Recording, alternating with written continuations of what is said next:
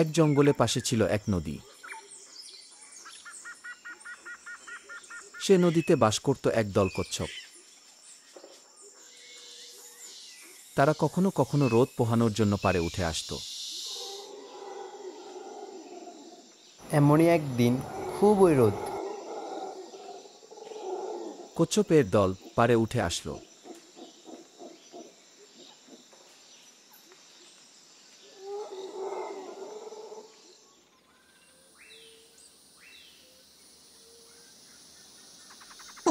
খিদে লেগেছে। সারাদিন জঙ্গল জঙ্গল ঘুরে কোনো শিকার পাই, আর একটু নদীর ধারে যাই। শিয়ালকে দেখে বাকি কচ্ছপগুলো নদীতে চলে গেল, কিন্তু একটা কচ্ছপ নদী থেকে একটু দূরে থাকায় সে পালাতে পারল না।